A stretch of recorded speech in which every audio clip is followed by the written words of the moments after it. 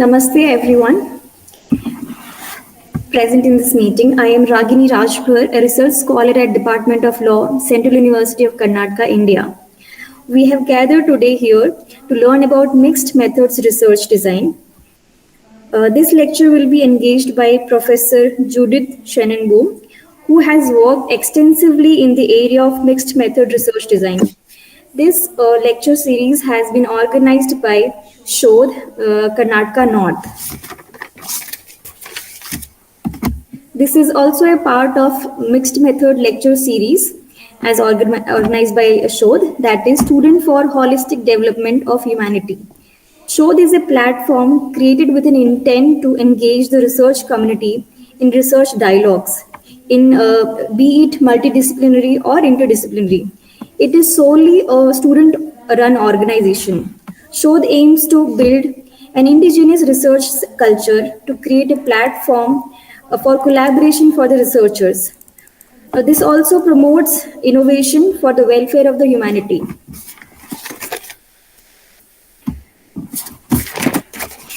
With this, I would like to request Mr. K.M. of Karnataka to introduce our resource person. Namaste everyone. Namaste ma'am. Namaste all the faculty members and participants. It is indeed my privilege to introduce our esteemed resource person of the day, Professor Dr. Judith Schoonenboom. Professor Judith holds the chair for Empirical Pedagogy at the University of Vienna, Austria. She has extensive experience in designing and evaluating innovations in education. Professor Judith specializes in mixed methods research in education, focusing on mixed methods design and the foundations of mixed methods research. Together with Professor Burke Johnson, she wrote the highly successful article How to Construct a Mixed Methods Research Design in the year 2017. It has more than 2,800 citations. She has held invited workshop on mixed methods research all over Europe. She has been an associate editor of the Journal of Mixed Methods Research since 2014. In 2018, she was co-organizer of the biannual global conference of the Mixed Methods International Research Association, which was held in Vienna. Professor Judith has served as Mixed Methods International Research Association President-elect, President and past President in the years 2019 to 2022. With this brief introduction, ma'am, I over to Ragini. Thank you, Krishna sir. Now I would like to request Dr. S. Lingamurthy sir, Associate Professor at the Department of Economic Studies and Planning at the Central University of Karnataka, India, to formally welcome our resource person. Thank you, Ragini. I take the privilege to invite today's resource person, Professor Judith Schoonenboom from the University of Vienna, who is authorized and expert in mixed methods research design. And I hope it will be very enriching experience after having detailed lecture delivered by Judith Schoonenboom. So formally, I would like to invite today's resource person as well as all the participants on behalf of Shodh, Karnataka North, and I welcome you all. Thank you.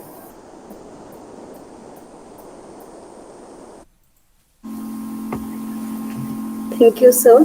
Ma'am, you may start the lecture.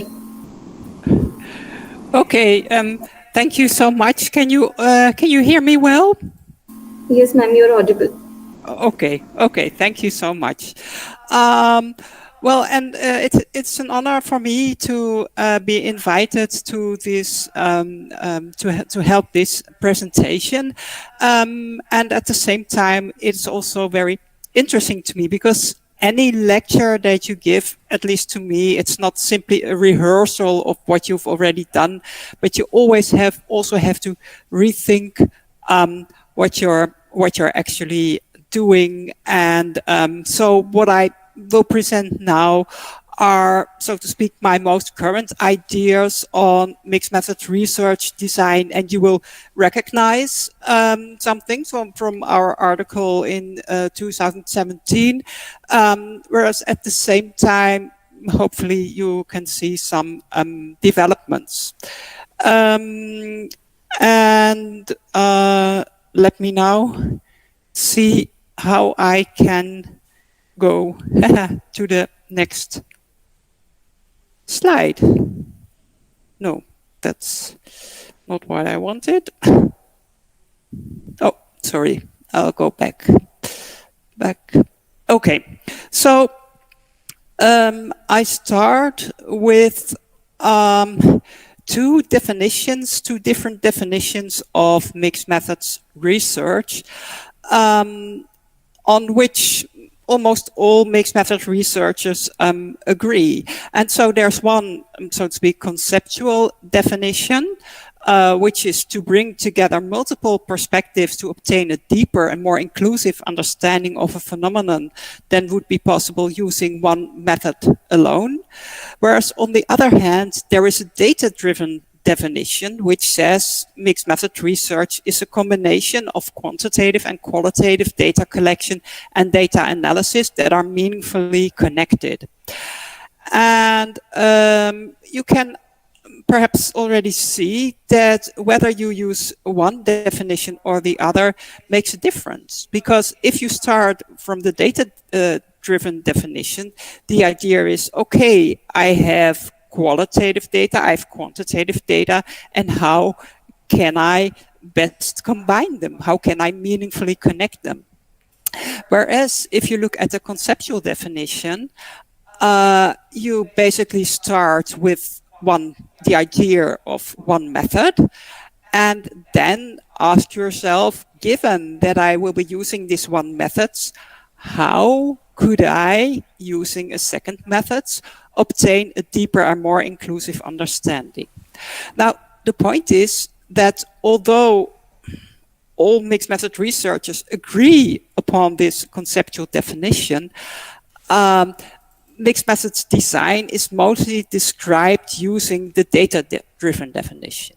And what I will do with you today is to see, okay, let's have a look at this conceptual definition and how would we construct a mixed method research design based on the conceptual definition. So let me see. I always like to work with examples, and so you will see quite some examples during my presentation. And there is one example which I call the procrastination example. So let's just take some first steps in designing this example. And remember, we will simply start with the idea of having a main method. So this is basically a study that has been conducted and in which I was involved, but I will take you through the steps and then later on show more of this study and its outcomes. But the research topic of this study was academic procrastination among first-year students. Actually, we were working with first-year students in teacher education in the Netherlands, but we'll keep it a bit simpler and say, okay, the research topic is academic procrastination among first-year students. Now, to me, it's always important not to say, well, we have a research purpose, one research purpose, but actually we have two research purposes. Because I am in educational research, and we often have both a research purpose of the study itself, what we want to attain with this study, but also some more distant research purpose to which we want to contribute. And this study was carried out with the distant research purpose in mind of contributing to developing an intervention to remediate a procrastination among first-year students. And related to the study is also a population of interest, which is, and to the distant research purpose, which is first-year students suffering from procrastination. Then a study also has an immediate research purpose, which is we want to understand the experiences of first-year students with procrastination. An immediate research purpose of understanding the experiences of those students with procrastination makes sense. So that's fine, this combination of distant research purpose and immediate research purpose. Let's now go to the research question, which then is, how do first-year students view their experiences with procrastination?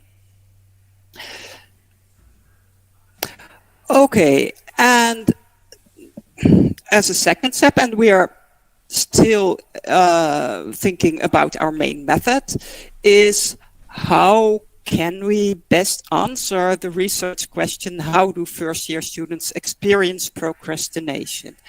Now, let's first see that I would think that perhaps qualitative data here would be a good idea.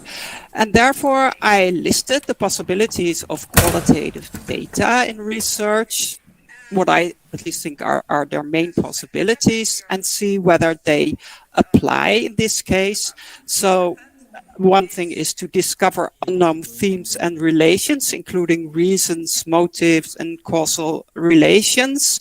And I think, yeah, that fits well, because if I want to know how first-year students experience procrastination, then I want to discover such unknown themes, because I do not know them. And so I think, yeah, that's an interesting idea. And another one is to establish the influence of context on causal relations. And I think, yeah, that would also be interesting in this case, because you also perhaps have an idea of how does the context play a role in developing Prof data are not qualitative data. That means we always, with all designs, look at specific methods. So although we can have a first choice, yeah, I think qualitative data would be a good idea, we then next have to ask ourselves, and what kind of qualitative data? Now, let's have a look here. For conclusion would be interviews would be an appropriate method, because we want to know about their experiences, and so having their opinions on procrastination would be a good idea. Because if we would observe, we could perhaps observe some procrastination, but we would not be able to find out how these students experience the procrastination, or at least our observation would be very limited. We could see students having a red face or whatever, but if we really want to know how they experience procrastination, we will interview them. So here we have our main method. We have the interviews. So that's how design starts, I think, and most design follows such in my opinion, also designing something which in the end is a mixed method study, but would start with a main method, having a research topic. We have a distant and immediate research purpose, a population of interest, a research question, a main type of data, and a main method of data collection and data analysis. And in this case, the data analysis would be a type of, say, thematic analysis. Okay, but then we say, okay, we now more or less have our main method. How can we obtain a deeper and more inclusive understanding of procrastination? And then one idea comes to mind, which came to our mind, which is, we had seen in previous qualitative studies that students had been interviewed who suffered, who self-identified as suffering from procrastination. But we thought, well, we can obtain a deeper and more inclusive understanding when we not only interview students suffering from procrastination, but also have comparison populations, or we would only interview students suffering from procrastination. So what we said is that means that for our study, the sample of our main qualitative methods, the interviews, would consist of 8 students who procrastinate severely and often, 8 students who procrastinate to an average extent, and 8 students who do not or hardly procrastinate. And that's where the idea comes in of auxiliary data. So the idea is always to have a main method and a main type of data, in this case interview data. And now our idea is, perhaps we can use auxiliary data to draw that sample for the main method. And auxiliary data means that are data that are used as an add-on to the main study. And there are many types of auxiliary data. We will see that and ways to use them. So in this case, we would need data that would allow us to pick these 24 students of the 3 different groups. So let's see. Yeah, how to obtain that deeper and more inclusive understanding. The idea was, okay, we will compare different populations, and we will have 8 students of each population.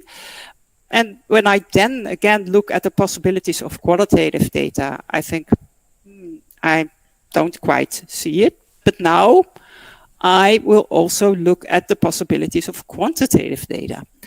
And there I think I see something interesting, because if we look at the first, describe statistics at the group level and provide an overview, I would say, I don't know if that's very, yeah, it's interesting. But for the main study, the idea of describing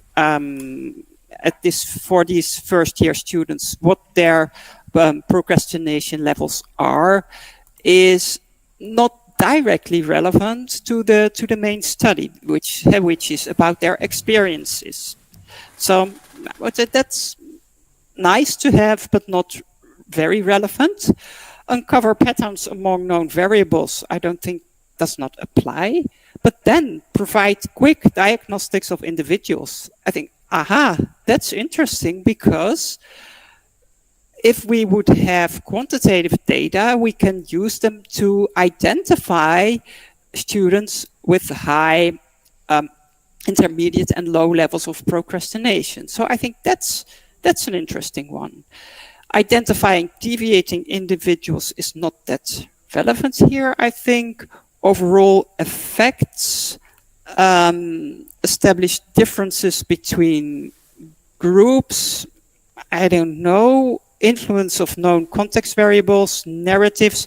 No, but I think in this case, if we would have quantitative data that would allow us to provide a quick diagnostics of individual related to their degree of procrastination, that would be very interesting. So we go ahead and we design for a deeper and more inclusive understanding. So we now have the idea, we have this overall population, which includes the population of interest, students who procrastinate, and both comparison populations, students who do not procrastinate or just not that much. And from that, so our overall population is all the first year students, and our auxiliary sample, I would say, well, we just try to obtain a full sample of all first year students, because if we in the end have to pick students from that quantitative sample, then there's no reason that we say to some first year student, please do not fill it out. So basically our auxiliary sample, quantitative sample, is the full sample of all first year students. Then we need an auxiliary method of data collection. in this case, there is a standardized test for procrastination called Academic Procrastination State Inventory, the EPSI. And the main outcome of this auxiliary method of data collection is a procrastination level for each student. And it is this main outcome of the auxiliary method that we then next can use to draw the main sample needed for the qualitative study, namely 8 students with a high level, 8 with an average and 8 with a low level of procrastination. So what you see here is also why in this case we call the quantitative data auxiliary, because an auxiliary data are used as an input for the main study. And so here we have an outcome of the auxiliary method, which is the procrastination level. And this procrastination level is then used to draw a sample for the qualitative study. And that's, in this case, all the auxiliary method does, which is an important thing still. So let's see. Now we go to the real study, to a description of the real study, which says a study conducted by Visser et al. Examined academic procrastination, which is delaying study tasks among first-year students in an elementary teacher education program in the Netherlands. A total of 186 students out of 215 completed the academic procrastination state inventory, which assessed procrastination levels. In the following interview process, 22 students were interviewed, 8 with low procrastination, 8 average, and 6 with high procrastination levels. And what we see that in both samples, there are some loss. So not all 215 students for the quantitative sample completed the EPSI, but only 186. And related to the qualitative sample, there were not 24 students who were interviewed, but the students with high procrastination level, there were only 6 instead of 8, which in itself is interesting that it was with this group who had the most problems. There were they were not able to find 8 students who wanted to participate. Now, if we now look at the outcomes of the procrastination study, we see that students with low and average procrastination level were highly motivated to become teacher. That's what the interviews showed. And it was this strong motivation that enabled students with an average procrastination level to continue studying, even when they disliked a task. Students with very low levels of procrastination did not have any problem. They basically had no task they disliked, but students with an average procrastination level, they did have a task they disliked, but then given their motivation, they still continued studying. Facing task aversion, students with high procrastination level discontinued studying because they lacked this strong motivation. So the idea is students with high and average procrastination level both faced task aversion. Students with average procrastination level were highly motivated to become a teacher and continued studying. Students with high procrastination level were not so motivated to become a teacher, and they discontinued studying when facing those tasks they didn't like. And interesting, this pattern was without exception. I had not expect that, but it was without exception. Point here is now that this outcome would not have been possible without first including the idea of comparison populations, and also without it would also not have been possible without being able to select students of each of the 3 populations. So all in all, we have obtained a more comprehensive understanding of procrastination than would have been possible when we would only have used the qualitative interviews and only have used one population. So here you see one application of this idea of obtaining a more comprehensive understanding than would have been possible using one method alone. And one thing that's also interesting, I think, is that often mixed method research, that was also in Bryman's data-driven definition, he spoke about quantitative and qualitative data collection and data analysis. But what we see here, that the auxiliary method, there the data is not always analyzed. So because it's not about an effect, a quantitative effect, but it's simply about using, in this case, using the quantitative data to diagnostically. So that means that we can use auxiliary data in many ways, and analyzing them is only one, but we can also just take the rough scores, so to speak, for each student in this case, and use this to create groupings for drawing the qualitative sample. Okay, so we can summarize this procedure in the case of the procrastination study, and then see, okay, the beginning is about the main method, and it stops more or less with the main method of data collection and data analysis. And then we have to determine the main function of for which we need auxiliary data. In this case, identifying students who belong to specific populations. Then we have to obtain the auxiliary data. Next, we have to obtain the main data, analyze the main data, and draw conclusions. And this already also makes clear that the conclusions are based on analyzing the main data and not on analyzing the auxiliary data in this case, because the auxiliary data were just used to identify students belonging to specific subpopulations. Okay, now we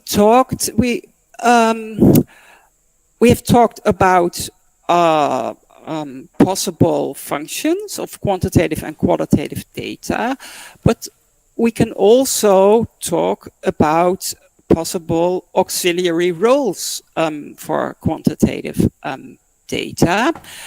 And here I have identified 5 of them. And the first is what we've seen, identifying members of known subpopulations. We know in this group there will be high procrastinators, low and average, and we used quantitative data to identify members of those populations. But there are also other functions. So, for example, one of them is to highlight the relevance of the research topic. So sometimes, for example, we do an interview study related to some societal problem, and then we can also do a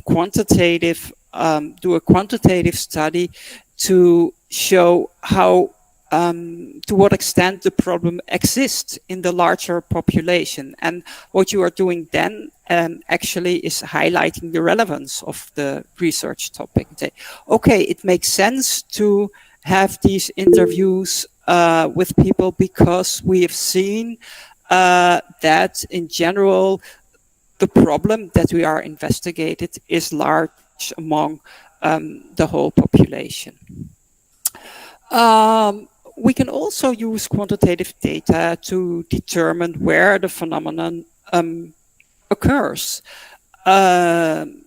So when you are investigating, I remember investigating riots, and then you have to determine, okay, but where are they so that I can investigate them. So this is a bit related also to identify possible sites of interest. We can use quantitative data for that and see, for example, when we have several variables that, hey, there's one that's deviating from the others. Okay, that would be interesting. So, for example, I remember the study on the blue zones, on the centenarians, and people using quantitative data to identify those places where many people reach the age of 100 or more. And another thing is, and we will come to an example later in this talk, is discovering different subpopulations. So what we did in this study, the procrastination study, was identifying members of known subpopulations. We knew there would be students with low, average, and high levels of procrastination, but we can also use quantitative data to discover different subpopulations, and we will come to that later. So, given that we have auxiliary roles for quantitative data, we also have some auxiliary roles for qualitative data. And I also will explain one example. So one, for example, is to obtain participant knowledge for an intervention. That's an example I will discuss with you. But you can also obtain participant knowledge for an overview study of a phenomenon. So again,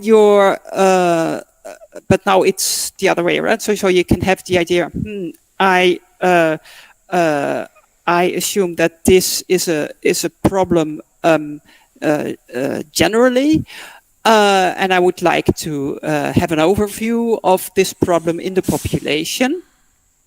But then still, it could make sense to obtain participant knowledge of people suffering from this problem, because then you get a better insight into the problem and are better able then in the next step to provide that overview of the phenomena in the population.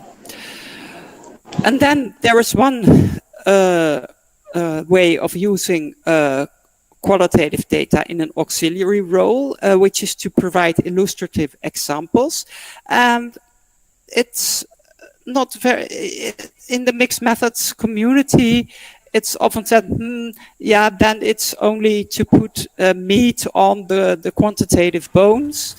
But I think that's not unimportant. So still, if you're doing basically a quantitative study, but you want kind of to illustrate your outcomes, you can do so using interviews, for example, and providing fragments, providing quotations by some participants, and I think that's not bad. So yeah, it's also one possible auxiliary role for qualitative data.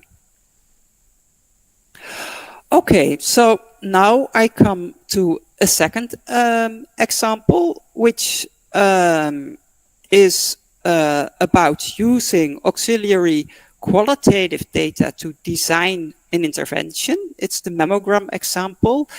And although it's a completely different study from the procrastination study, I still think we design it in a very similar way. So we start with the research topic, in this case, mammogram screening, and a distant research purpose. In this case, the researchers had as a distant goal to lower the rate of women who develop breast cancer in Santiago in Chile. And so their population of interest was women in Santiago, and their immediate research purpose was to develop an intervention to increase response rates to invitations for a mammogram screening.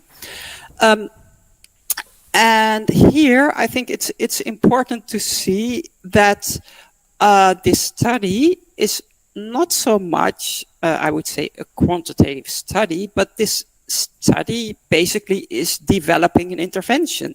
So we needn't always think of it when thinking about mixed methods, about combining qualitative data collection, data analysis, and quantitative data and data analysis. We can also think of combinations in which we say the main part is developing an intervention. So there, the main part is, so to speak, not basic research, but is developing an intervention, and we will use auxiliary data to develop that intervention in the best possible way.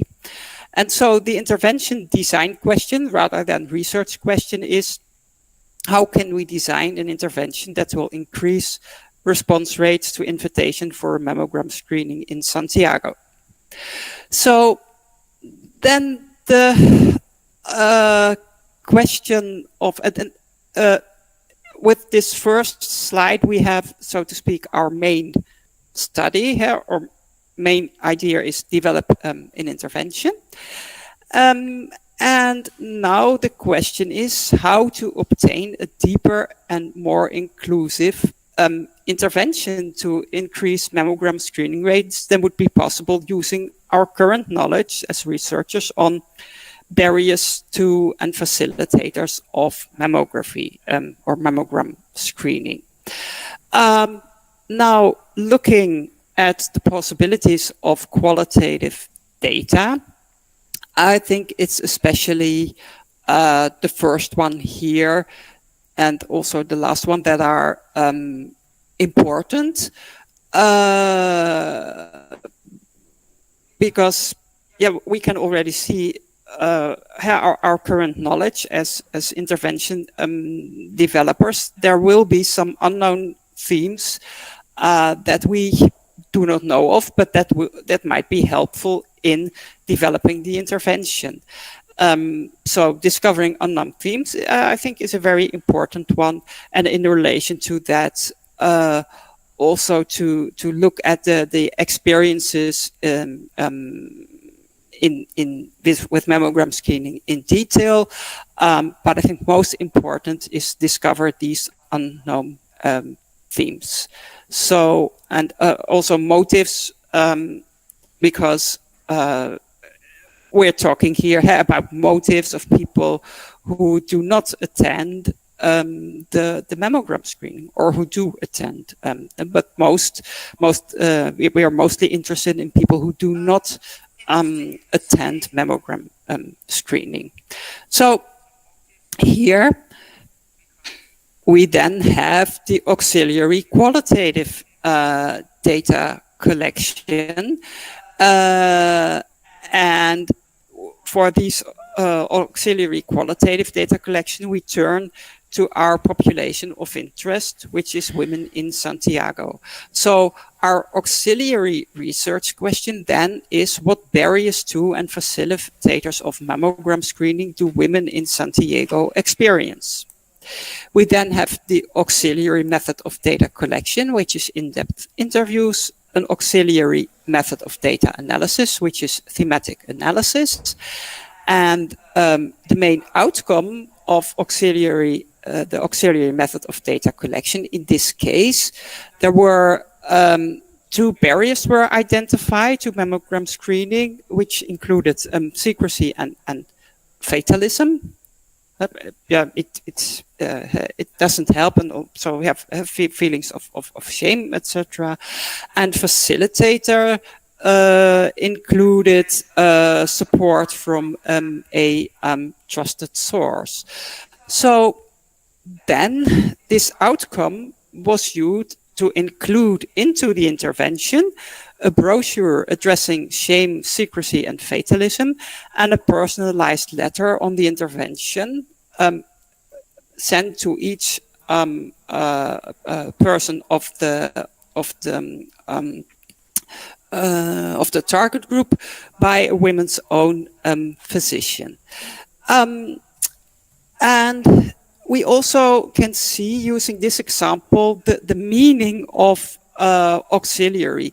Auxiliary here, as it does in other example, means that we have a method, and that method leads to a specific outcome, and that outcome is used in the main study. In this case, the outcome is used in developing the intervention. Auxiliary does not mean that the auxiliary method is less important. And I want to emphasize that. So also in the first example, using the quantitative data to distinguish these three groups was extremely important, because without that comparison, the researchers would not have been able to discover these differences between the three groups. And here it is the same. Without the auxiliary method of qualitative interviews, the intervention would not have contained this brochure and this personalized letter. So auxiliary only refers to the idea whose outcome of which methods is included in which other method, and does not say anything about importance. Okay,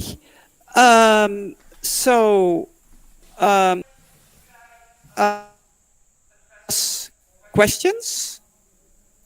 I can do that.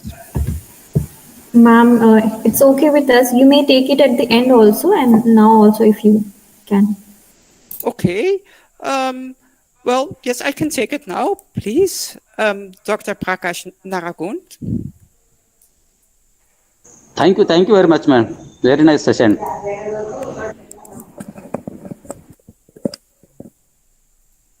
Dr. Prakash, you wanted to ask any questions, sir? No question. Very nice lecturing. Thank you very much. Sorry for the intervention, ma'am. No problem. Thank you. Thank you so much. So now we can have a look at the description of the mammogram intervention. So this was an intervention by Puschel and Thompson in 2011 in Santiago. And the aim was to increase response rates to invitation for mammogram screening, which at the time were a mere 12%. The strategies used in the intervention were based on themes that emerged from interviews with women from the target groups about barriers to and facilitators of mammography screening. And based on the interviews, the researchers included a brochure addressing shame, secrecy, fatalism, and a personalized letter on the intervention by a women's own physician. And after that, Puschel and Thompson evaluated the intervention. So they evaluated their own intervention. And as a result of their intervention, the response rates from mammogram screening increased from 6% in the control group to 52% and 70% in the experimental groups. And again, we can say, okay, this outcome would not have been possible without including into the interventions the barriers and facilitator as experienced by the target group. So again, we have this obtaining a more inclusive, but in this case not so much understanding, but a more inclusive intervention. Now, there's one thing I also wanted to say, and that it's important, I think, not to describe Puschel and Thompson as a simple, so to speak, mixed method study of having qualitative data, which are these, which lead to the themes experienced by the target group, and we have quantitative data that are the evaluation data of the intervention. Because if you present the study in that way, you are more or less doing as if they are connected directly, but they're not. The qualitative data are not auxiliary data for the quantitative study, but the qualitative data are auxiliary data for the intervention. And then the intervention is analyzed using quantitative data, but the intervention might have been analyzed using qualitative data. And that does not change the role of the qualitative auxiliary data, which are included into the intervention and not directly into the quantitative study. So now I come to what I think is my final example. And this example is interesting because what we have seen until now are two different patterns. We had the first pattern, we had qualitative data, qualitative interviews as the main method, and quantitative data were auxiliary, were not analyzed, but were used diagnostically. In the second example, we still see that the qualitative data were analyzed because the themes were derived, and there were also, in the end, analyzed quantitative data, but not at the same time. And what we see here is something that's called a mixed analysis, where we analyze qualitative and quantitative data at the same time. We analyze them together, but still we can identify, I think, a main method and auxiliary method or auxiliary data. So let's have a look. Here the research topic, and we can see it's the same pattern again. We start with a research topic, which in this case is language problems of first-year international students at one university in the US during their first semester. And the distant research purpose was to contribute to support measures for those international students. And the population of interest is basically the first-year international students having language problems, because the distant idea is, okay, how can we tackle these language problems? So basically, the students who are in whom we have an interest are the ones with language problems.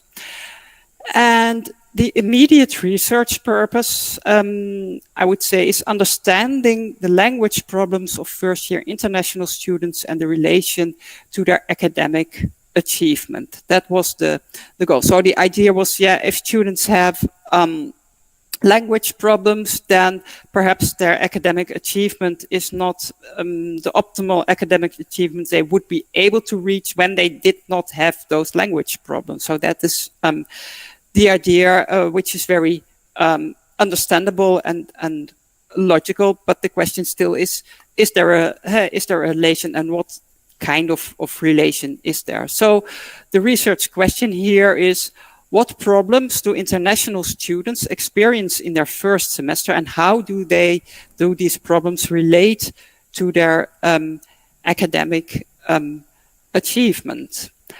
And so we will first look at the main methods and say, okay, if our research question of interest is what problems do international students experience in their first semester and how do these relate to their academic achievement, then I again think of qualitative data, because we want to know about their experience. We want to know about what problems they have, and we do not know yet what problems these are. So discovering unknown themes, in this case, unknown problems,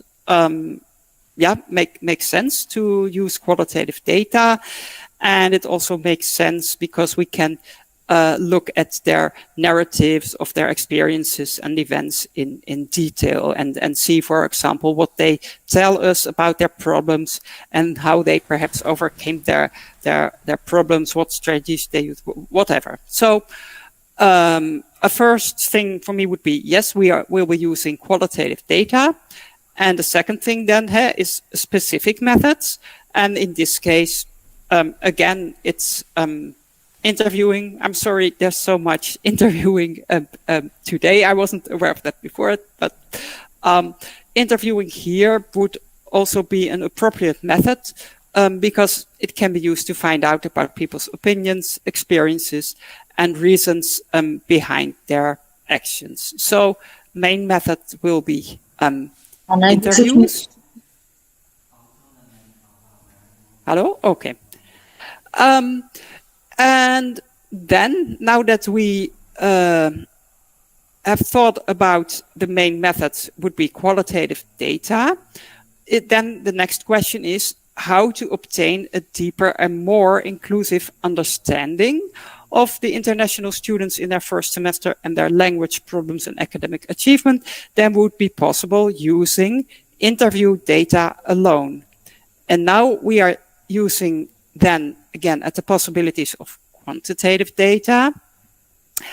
And I think quick diagnostic, I would be interested in differences between groups. Although I do not know yet what the relevant groups are, but I would think that these international students would not be all the same in this respect. Some having more problems, language problems than others, but also with some these problems would more strongly affect their academic achievement than for others. So I would be interested in differences between groups. And we now see that we have a difference here compared to the first example, because there we had a known subpopulations. We knew there would be students with high and low and intermediate levels of procrastination, and that would be relevant to the study. And here we can guess, perhaps we will see in the next slide, but we are not entirely sure what groups exactly will be relevant in this respect. So let's have a look. We will do some auxiliary quantitative data collection. So the overall population we are now looking at is larger than the population of interest, which is the student with language problems. But we now will look at all international students after their first semester. We will also try to have a full sample of all those students at their first semester at that one university. And basically, we have here two auxiliary methods of data collection that we can use in combination. Namely, the one is that we have a score for each student on the language entry test, which was called the SEEPT, which is a kind of a proxy for the amount of language problems a student has. And the second one is the grade point average for each student at the end of the first semester as a proxy for academic achievement. And these auxiliary quantitative data and main qualitative data were used in one mixed analysis, which I will show in the next slide. So what we see here is on the right, we have qualitative data, which are quotations from students. And actually, as we will also see, it was a kind of reanalysis of existing data or of published data that Burke Johnson and I did. And what we see is, so basically we took all quotations that we found in the article, and we took the information on the C, that is the language entry test, and on the GPA, the grade point average. And we put it in one table.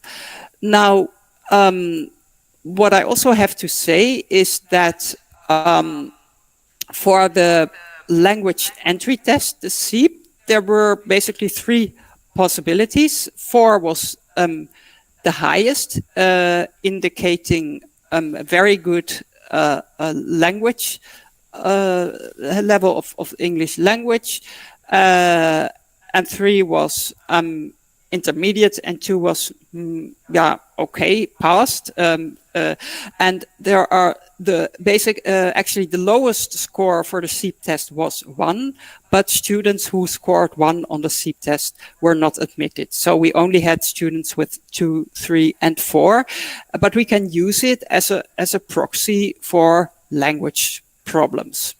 And for GPA, the highest score is also 4, and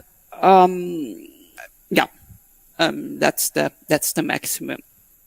Now, what we did is, and the idea was, we will use these auxiliary quantitative data to create groups and see if we can see something. And basically, what we can see here is for groups where we currently do not know whether they are really relevant, but here ID 607 is on his or her own one group, because this person does not have language problems and has the highest GPA possible. And actually this person does say, I do not have any language problems. Okay.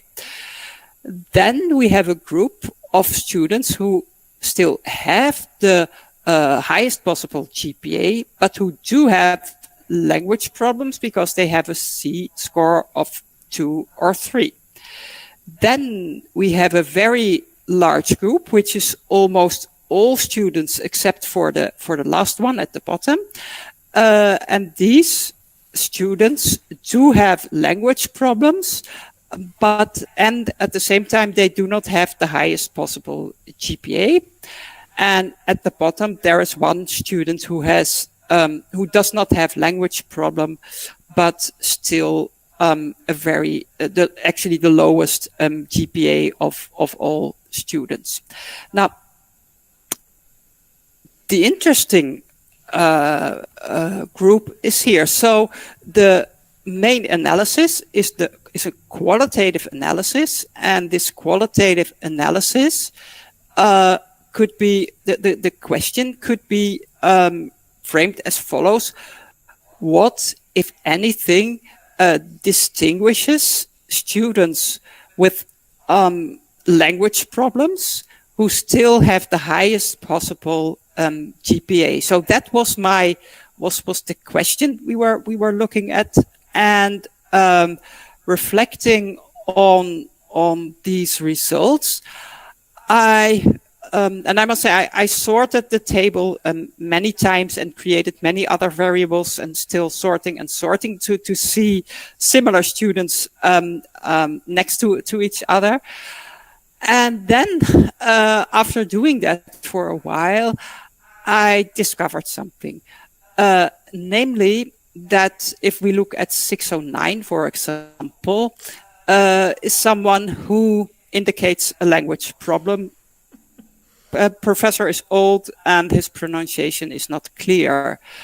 Then this person says he usually handed out important contents and I could understand it by reading the textbook. So what this student does is saying, I have a problem, pronunciation is not clear, but I have a strategy of dealing with this problem, namely I read the textbook. And so I can still obtain, is the idea, a high GPA, because I can kind of compensate for the bad pronunciation by this old professor by reading the textbook.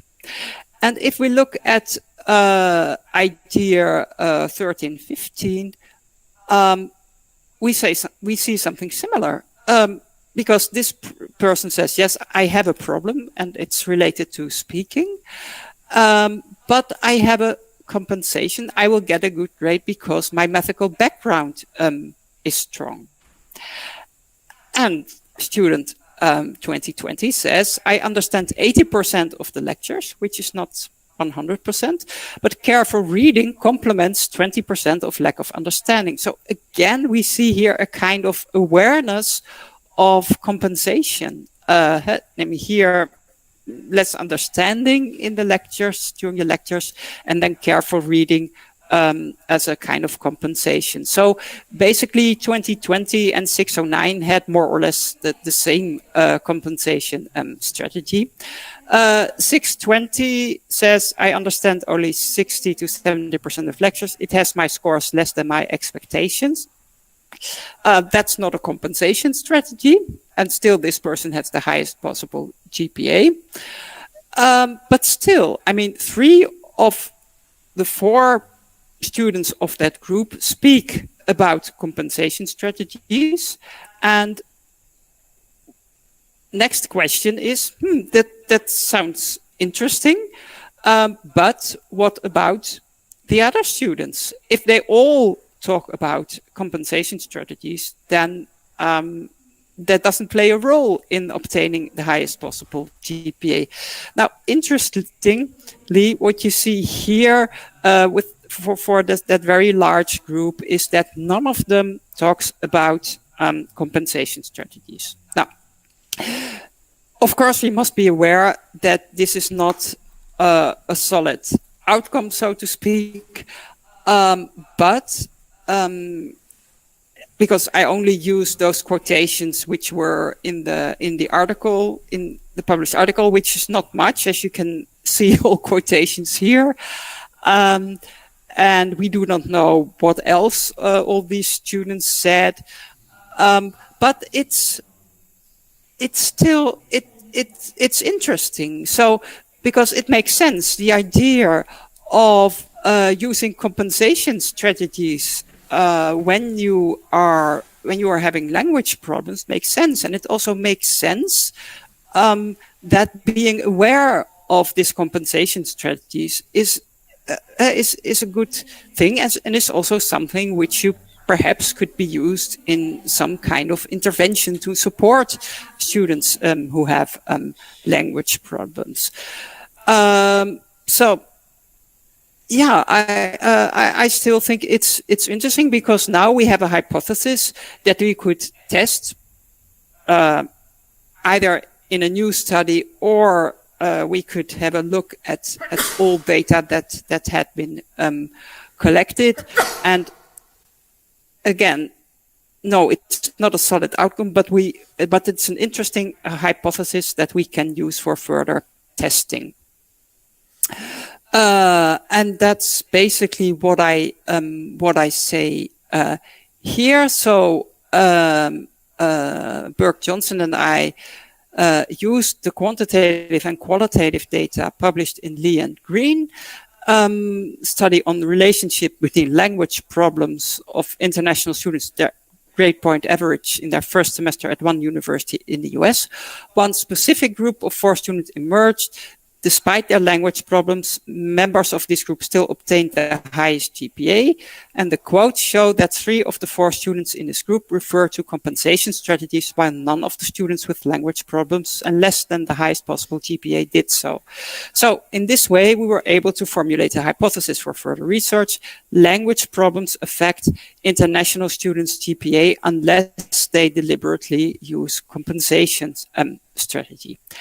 Again, we can say that this identification of this one specific group would not have been possible without connecting the qualitative data of each student to their quantitative data. So we have obtained a more comprehensive understanding than would have been possible using one method alone, or for that matter, 2 methods separately, because Lee and Green had analyzed the data, but they had analyzed the quantitative and the qualitative data separately.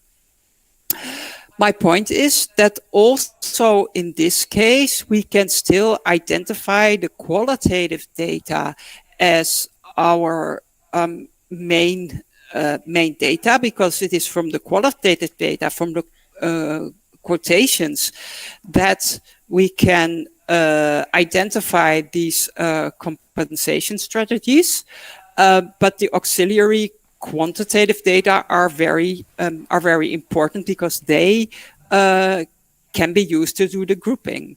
And also in this case, it's very interesting because although what's happening here is much more sophisticated than in the first example, we still do not analyze the quantitative data. We just use the scores of each student, but we do not analyze. We did not calculate a quantitative effect, something which Lee and Green did, but we did not use that because we really used the quantitative data as auxiliary data for our qualitative analysis. So still, I think the design procedure remains the same as it has been throughout this presentation. At the first, you design the core of your main study. You determine the research topic, your distant research purpose, immediate research purpose, your population of interest, and your research question, your main type of data, qualitative, quantitative, main method of data collection and data analysis. And then you design how you will acquire and how you will use your auxiliary data. And here is some literature, and I want to thank you for your attention.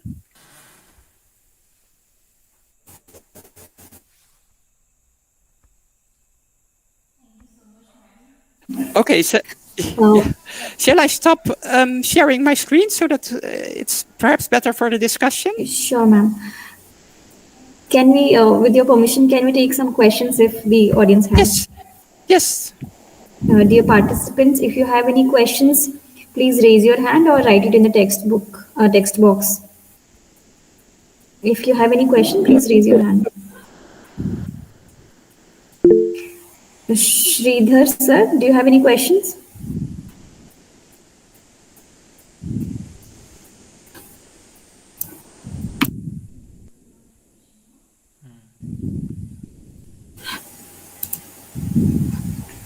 Dear participants, if you have any question, please raise your hand. I think there are no questions as of now. Hello. Shiva sir, yes sir. Good evening, ma'am, and thank you, ma'am.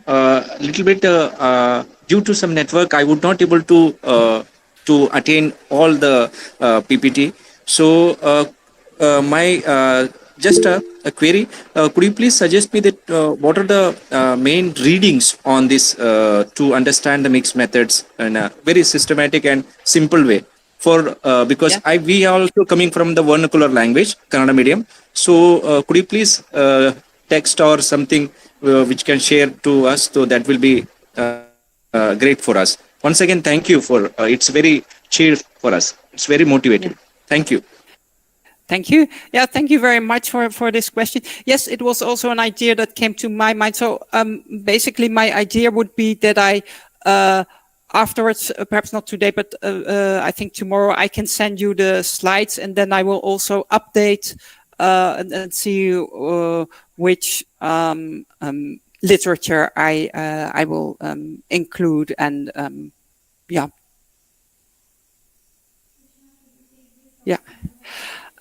Okay. I here had a question whether it's needed to mention in the methodology section that the study uses mixed methods. That's an interesting question because it depends actually for what audience you are writing. So, for example, the very first study, the procrastination, we called it a qualitative study. And why? Because if we would have called it a mixed, although we used the auxiliary quantitative data, because if we would have called it a mixed method study, then people would perhaps have expected that we would have analyzed quantitative data, which we did not. So we used them in sampling. So I think there's two different things here. The one thing is that it's very important in the methodology section that you describe as accurately as possible what you did. So yes, we did describe in the methodology section how we drew the quantitative sample and the qualitative, and that we used then the outcome to draw the qualitative sample. So I think that's most important.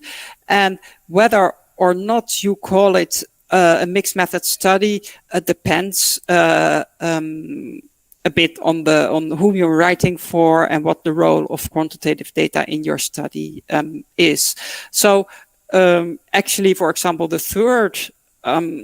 first study, we did call that a mixed method study because, yes, the quantitative data were auxiliary, but we analyzed them together. And that's the most integrated type of mixed method research. So that one we called a mixed method study.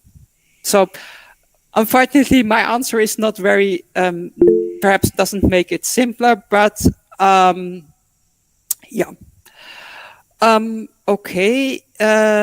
Is it okay to apply mixed method in data collection? I'm not entirely sure about the background of your question. Perhaps if I think about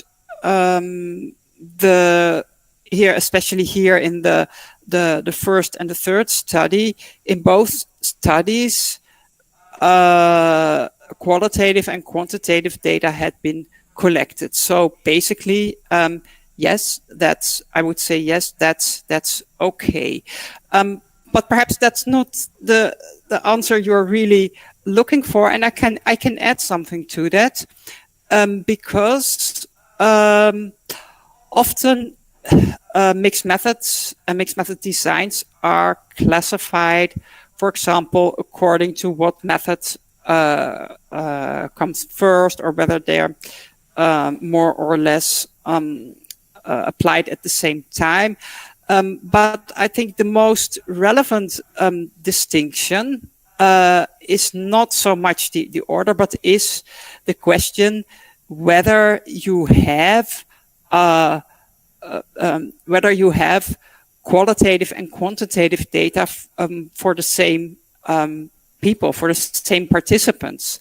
So, and both are okay. I mean, you can have a study where you have quantitative data and qualitative for the same people, and you can do a study where you don't have, but the type of things you can do are completely different. So in both the first and the third study, we see that we have qualitative and quantitative data for the same participants. So in the first, in the procrastination study, all interviewed students, we had their level of procrastination as measured by this EPSI questionnaire. And in the third study, we had interviewees, and we had their quotations from the interviews. And for all the interviewees, we had also their scores on the language test and their grade point average. And if you can understand that if you have both qualitative and quantitative data for your participants, you can do so much more than when you don't. But in the end, the important thing is I have my main method, and how can I obtain a deeper and more inclusive understanding? And if you can use auxiliary data for that, that's fine. And if not, it's also fine. descriptive statistic is usually used in many qualitative studies. Can we call it mixed methods? Again, I think it depends, and it also depends on what exactly in this case you mean by descriptive statistics. I assume that's most likely, for example, that you have, say you have 10 interviewees, and you have a table which lists their age and gender and how many years they have been teaching or something like that. And in that case, again, I wouldn't call it a mixed method study, but in a very strict sense, you are right, because once you have a table which lists such characteristics, that is quantitative data. But for me, as I said, whether or not you call it a mixed method study is depends on what your public that will be reading your article expects. And if you did a qualitative study, for example, with interviews, and you have a table with the descriptives of the interviewees, then I think most people would call it and would also expect it to be called a qualitative study and not a mixed method study. So you also see how important it is to distinguish between what you call a study and an awareness of what you're actually doing. Because what you're actually doing, also with something so simple as a descriptive table of your interviewees, is still quantitative data. And yeah, okay. Hello, ma'am. Yep. Hi, good evening, ma'am. Hello. I have a question. Ma'am.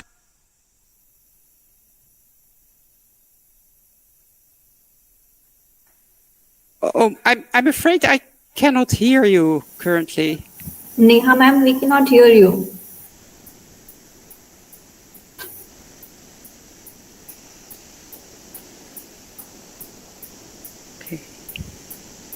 Ma'am, meanwhile, we can attend Vineet Singh's questions. Okay, shall I perhaps first take the next question and then come back to Dr. Neha once the problems have been solved? Okay. Am I audible? Oh yeah, yes, now I can hear you. Yes. Ma'am, I just want to know one thing, that what methodology is used in mixed method research? What methodology we can use? Well, actually, it's a good question. In mixed method research, you call something mixed method research if it uses both qualitative and quantitative data. But given that there are many methodologies within mixed methods research, so there is not one methodology, but there are various methodologies that use both quantitative and qualitative data. So, for example, there are also methodologies that are themselves mixed methods methodology. So, for example, you have this idea of Q sorting, where people have to sort a specific statement related to some criterion, and then explain the way in which they sorted these statements. That's clearly has a quantitative aspect, because that sorting means that they are sorting them on a dimension, which is a quantitative thing, whereas their explanation is qualitative. There is also, for example, something called QCA, qualitative comparative analysis, which is done on often on quantitative data and aims to describe specific patterns. So there are many mixed methodologies, but that's perhaps also something that I can add to my literature list, which I will send you. Because recently there is also an interesting book which describes some of these mixed methodologies, and I will add that. Did this more or less answer your question? Okay, thank you, ma'am. And yeah. Then I have the question, can auxiliary data only be used for diagnosis, or can we analyze them if required? The answer is yes, you can analyze them if required. To me, auxiliary means that the result is put into the main method. So, for example, in the intervention example, the auxiliary qualitative data, they were analyzed. They were analyzed using a thematic analysis, and then these themes came out, and these themes were next used for the intervention. So there we have an example of auxiliary data that were analyzed and then used in the main method. And when I think, for example, of auxiliary quantitative data, I remember, for example, one qualitative study into, it was higher education in Georgia, where people from rural areas have a disadvantage compared to people from cities, and they were doing, again, interview studies to find out with people from rural areas to find out what their barriers were. But they also analyzed quantitative data to draw attention to the problem. So from the quantitative data, it became clear that there was a huge problem, because these researchers analyzed all entrance data in Georgian higher education from several years, and it showed that people from rural areas, really their chance of being admitted was much lower than those from people from urban areas. So in that case, both quantitative and qualitative data were analyzed, and the quantitative data, that was the auxiliary part, in my opinion, because it indicated, so to speak, the relevance of the problem that was analyzed in the qualitative part. Challenges in sample size in quantitative and qualitative methods. I agree. How can we solve this issue? Well, the short answer would be this cannot be solved, because we need for quantitative to analyze quantitative data. We most of the time need many participants, and most of the time we need more participants than we can, for example, interview using qualitative methods. So it's basically it depends a bit upon the method, but most of the time we will have a small sample for the qualitative methods and a large sample for quantitative methods. What, in a sense, you would say is kind of our solution. I see two different solutions, but both are related to the fact that we have to define the function of our auxiliary data and the main data. So, for example, the sample size, the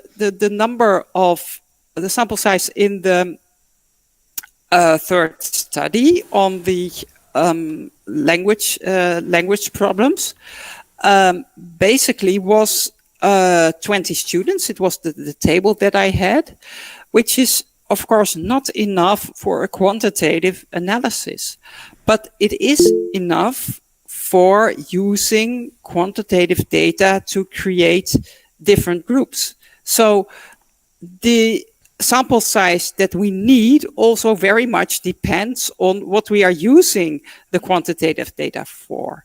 If we are using them for and analyze them, yes, then we need a large sample. If we use them also in the first example to identify people for the qualitative study, then they do not need that. We do not need so many participants. So yeah, I think that would be my second answer. And my other answer would be also that if we think of the role of data, the study that I just talked about on the rural areas of Georgia, there it also depends on how you connect these data. So there were it were 150,000 students who were either admitted or not to Georgian higher education in a period of 5 years, and I thought 20 applicants who were interviewed, which was a huge difference. So then we cannot say that using the qualitative methods we can kind of explain the results of the 150,000 students, because that would be ridiculous. That's not possible. So we should put it another way. We should say, in this study, the quantitative part indicates the relevance of the problem, and the qualitative part just and for the relevance of the problem, it's okay. It's great that they analyzed the data of 150,000 students, and the quantitative method using the 20 participants. That sample was used to find out some of the barriers. So it also depends on how you see the relation between the outcomes of the quantitative and the qualitative methods.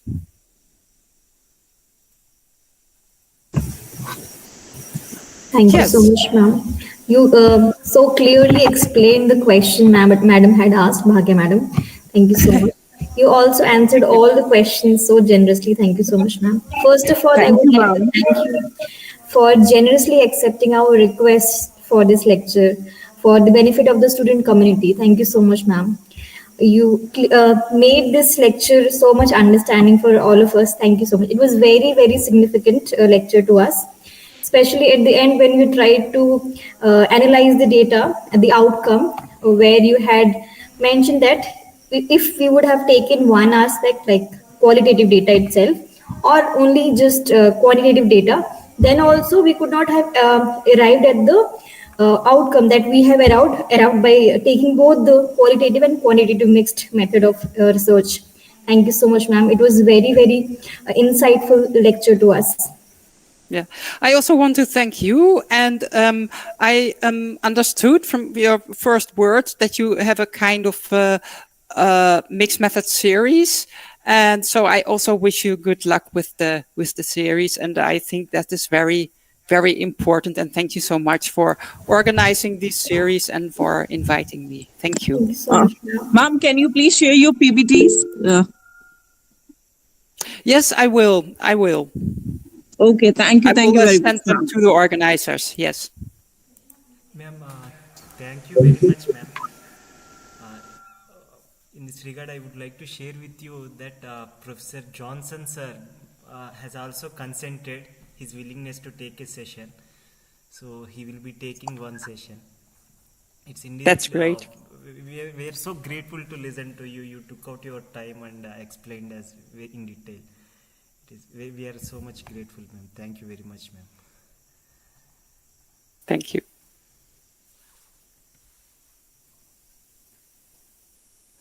ma'am. Am I audible? Am I audible, ma'am? Yes, I can hear you. I can hear you. Yes, ma'am. Yes, ma'am. Thank you very much, ma'am. I will be in touch with you. Yes, thank you.